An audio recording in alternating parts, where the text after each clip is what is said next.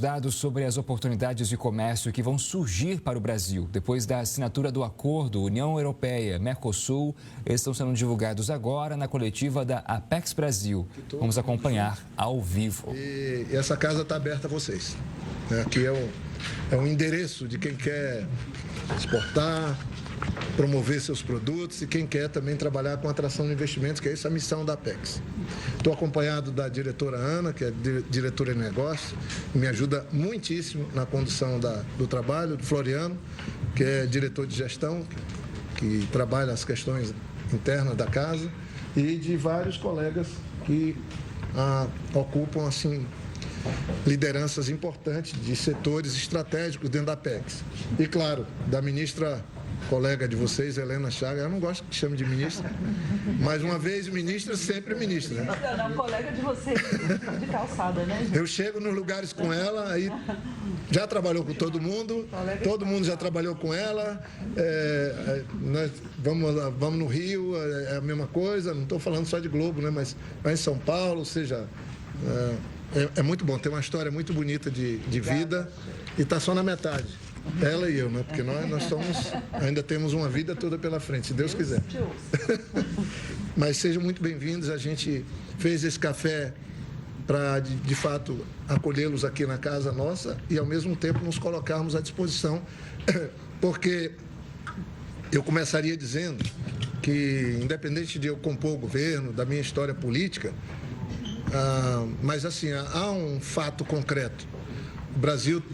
Pessoas discutem uma série de setores, até das políticas, mas há quase uma convicção geral de que na área de comércio exterior o Brasil foi muito bem. O Brasil voltou a ter um protagonismo que tinha perdido no governo passado. A imagem do Brasil estava muito ruim no mundo.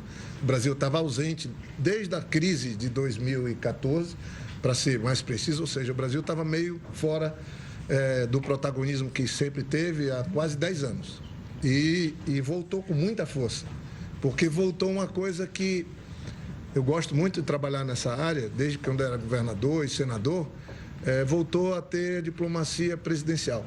Nós temos diplomacia parlamentar, diplomacia clássica, eu tenho o Itamaraty que trabalha, que é a clássica, a comercial, mas não tem um país com as dimensões e com a importância do Brasil, se não tiver a diplomacia presidencial, ele não avança, não vence as disputas internacionais. E quando entrou em crise o segundo mandato da presidente Dilma, depois Temer, depois Bolsonaro, o Brasil perdeu isso.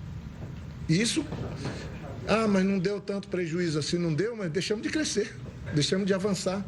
E isso são fatos, né? Mas com esses 3 anos, há quase um consenso, os números mostram muito isso, que a gente conseguiu uma volta de um protagonismo que tínhamos perdido. E eu acho que isso é bom para o mundo e ótimo para o Brasil. Bom para o mundo e ótimo para o presidente Lula é muito focado nisso. Hoje de manhã, de fato, ele me ligou para cobrar que desde o ano passado, quanto que está a organização do evento na Índia, que ele quer que seja um encontro empresarial, o primeiro desse ano, que será o 20º da gestão dele, organizado pela Apex, em conjunto com o Itamaraty, com o MDIC, que é o Ministério do Vice-Presidente Alckmin, onde nós estamos ligados, e ao MAPA. Mas a Apex é que aluga o espaço, que convida os empresários, que articula esse trabalho, nós fazemos, a pedido dele. Tanto é que, aí com a coordenação do time da Helena, da Fernanda, o pessoal também da Sônia, a turma do marketing, nós fizemos um livro, no final do ano, com as 19 missões empresariais, então por isso que a gente botou levando os empresários brasileiros para o mundo, e 4 com o vice-presidente Alckmin. Então, na Índia mesmo, já organizamos a missão do vice-presidente no ano passado e agora vai o presidente. Isso nunca tinha acontecido. Na Índia, vai o vice-presidente, depois vai o presidente. Na China, vai o vice-presidente, vai no México, a segunda maior economia da América Latina, a mesma coisa. Então, facilitou muito o trabalho da Apex.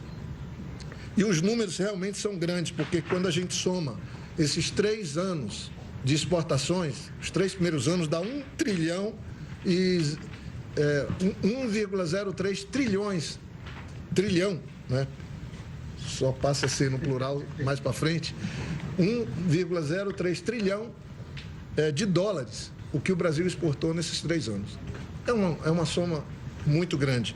E os números que a Apex trabalha, porque a gente trabalha com o número de empresas, alcançou, nesse período, 435 bilhões de dólares. Então, desse 1 trilhão, empresas que a Apex trabalha, aí está a Camila, está um pessoal que nos ajuda, que são empresas apoiadas pela Apex, que a gente trabalha para exportação, passou quase a metade desse volume de recursos. Então, a Apex tem muito a ver com esse trabalho, porque a gente não faz diretamente, a gente faz com os setores. Nós temos convênios com 52 setores da economia. Por isso que o presidente usa a gente, porque a gente aciona rapidamente setores empresariais pelos convênios setoriais que nós temos. São convênios de 10 milhões, de 20 milhões, de 30 milhões, de 40 milhões, onde o setor põe a metade, a Apex põe a outra metade, e aí a gente leva as empresas e esse setor para o mundo. Onde tem feira, onde tem eventos, a gente leva. Então, esse é mais ou menos o que a gente faz. Trabalha com a promoção. 52 setores da economia. O ano retrasado, nós firmamos 250 milhões de convênios com dezenas desses parceiros, inclusive lá no Palácio do Planalto. Mas a soma desses convênios chega perto de R$1 bilhão ao longo de tempo. Normalmente são convênios de 2 anos. Então, esse é um mecanismo que a gente usa muito para trabalhar. E aí, queria dizer também que a gente conseguiu, nesses 3 anos, nós tínhamos 5 escritórios da Apex, sendo que um era um quase escritório, que era São Paulo. Muito acanhado, muito pequeno. E agora nós temos uma sede da Apex em São Paulo, um escritório muito bem organizado. A chefe do escritório, a Márcia, uma funcionária de carreira que já foi diretora aqui, uma querida profissional e competente. Então, nós passamos para 8 escritórios, né? Estamos lá em Cuiabá, estamos também na Bahia, que a gente abriu, em Salvador. A Bahia é o estado que exporta mais da metade do que o Nordeste exporta e não tinha presença. Nós estávamos no Recife.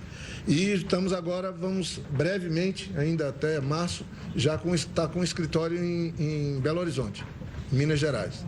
Então, além dos que tínhamos, estamos ampliando em 3. E no mundo, nós tínhamos 10 escritórios e desk. Agora nós temos 19. E o próximo que nós vamos abrir, vamos inaugurar em Nova Delhi, na Índia, se Deus quiser, com o presidente Lula, um escritório muito bem, porque a gente vai chegar na Índia chegando, para valer. O presidente quer uma missão bem grande, e eu ando esse mundo todo por conta do trabalho, e eu diria assim para vocês, se me perguntarem, mas Jorge, onde é que você acha que está o maior potencial de crescimento do comércio exterior do Brasil? Eu respondo sem medo de errar, Índia.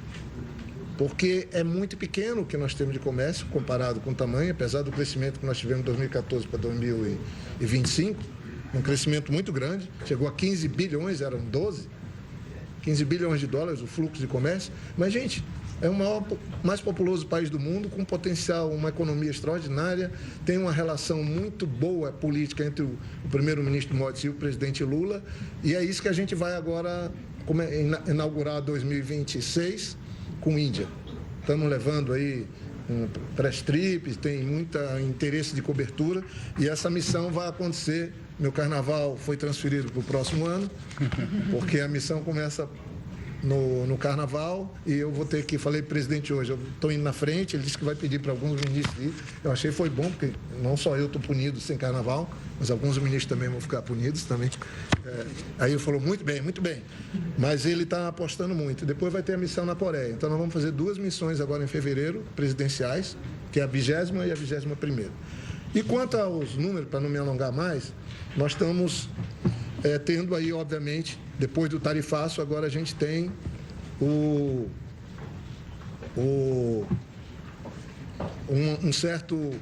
uma certa apreensão, vamos chamar assim, com o acordo Mercosul-União Europeia, pela decisão tomada ontem pelo Parlamento, né? A gente também está bem no centro disso, nós temos um escritório em Bruxelas. Eu chamei o ex-senador, ex-ministro, ex-chanceler Aloysio Nunes para nos ajudar. Ele presta colaboração comigo direta lá no escritório em Bruxelas. O nosso escritório também é muito ativo, é um dos maiores que a gente tem no mundo. E a gente acompanhou isso, ajudou e eu posso afirmar também, sem um envolvimento pessoal do presidente, a quem eu reportava quando tinha dificuldade, nós não teríamos saído de um debate que não andava há 25 anos para assinatura na parte executiva. Então, a Comissão da União Europeia, com a senhora Ursula von der Leyen, assinou com o Antônio Costa, com os líderes do Mercosul, mas depois que vence essa etapa, que foram 25 anos de negociação, nós entendemos que é um bom acordo, junto a uma população de mais de 700 milhões de pessoas. O PIB é o PIB segundo no mundo, só perde para os Estados Unidos, que é 29 trilhões de dólares. Esse é um PIB, somando tudo, que dá 22 trilhões de dólares, e o da China é 19. Então, é um acordo realmente que forma um bloco, já num sentido contrário do que o mundo está indo, que está desfazendo blocos e fazendo acordo. Esse acordo, a gente entende que é bom para os dois lados. Mas ele tem muita resistência, porque tem um lobby contra produtos brasileiros, contra interesses, obviamente, conhecidos. A gente respeita as diferenças que governos têm, como a França. A agricultura é muito diferente de clima temperado e de uma agricultura que tem um custo muito elevado, mas mesmo assim é uma agricultura muito potente na Europa, de país tropical e subtropical, como nós temos aqui no Mercosul e no Brasil. É muito diferente. Eu sou engenheiro florestal, não dá nem para comparar. E, obviamente, que foram feitas salvaguardas para preservar isso. Quando tiver uma distorção muito grande, você tira produtos ou tira setores do acordo até que as coisas melhorem. Então, o acordo, aprendi com um colega que ajudou muito, Pedro Miguel, lá em Bruxelas, que ele falou: um bom acordo é aquele que os dois lados saem moderadamente insatisfeitos. Porque se não tem um bom acordo que um lado ganha e o outro, porque se um ganha, o outro lado perde. Que é o que eu acho que é esse acordo. As questões, tem gente do setor de indústria, nossa e tal. E eu tenho esses números aqui. Todo mundo acha que é o agronegócio, na Europa não. A indústria de transformação é que tem a grande força no comércio nosso com a Europa. Se a Europa fosse um país, seria o segundo parceiro comercial nosso, porque dá perto de 50 bilhões de dólares, maior que dos Estados Unidos, que era de 40 e poucos, caiu ano passado para 37, e claro que fica atrás da China, que são 100 bilhões. Mas veja que é uma soma muito importante, e eu acho que são complementares. Então, esse acordo, eu vou falar, ontem eu conversei muito com o Davi Alcolumbre, ele agora é uma agenda do Parlamento, e nós já estamos organizando com o Davi uma missão agora do presidente do Congresso. Ele topou, ele está envolvido, ele vai transformar esse tema na agenda principal da volta dele agora do recesso. Falou para mim e falou que eu podia falar com vocês, porque eu falei que ia conversar hoje com a imprensa. Falou: Jorge, essa é a principal agenda. Vou procurar, e aí nós vamos ver se ele age junto com os líderes dos congressos do Mercosul, para aprovar o quanto antes, no Brasil e no Mercosul. É uma maneira educada de a gente pressionar e dizendo: olha, só falta agora o Parlamento Europeu fazer. Mas tem disputa, gente, tem disputa de opinião pública, e a Apex também está nisso.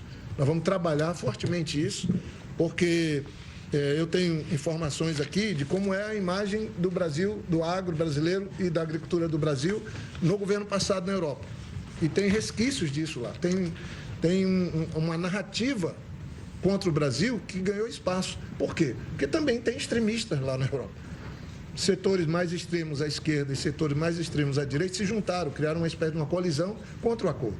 Por motivos diferentes, mas que são muito extremados para um mundo que a gente precisa ter de cordialidade. Então, eu acho que é um pouco isso.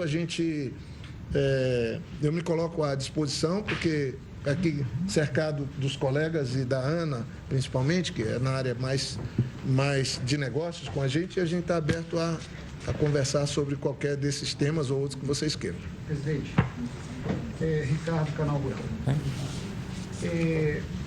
quando começar? 10 horas e 35 minutos, acompanhamos então essa coletiva da Apex Brasil, trazendo informações a respeito de como serão as relações entre União Europeia e Mercosul e como o Brasil pode ser beneficiado a partir deste acordo assinado no último sábado. Mas você que acompanha a Record News sabe que ontem a União Europeia, alguns países pediram para que a Justiça validasse esse tratado, então está nas mãos da Justiça lá na União Europeia para que, de fato, esse tratado possa passar a valer.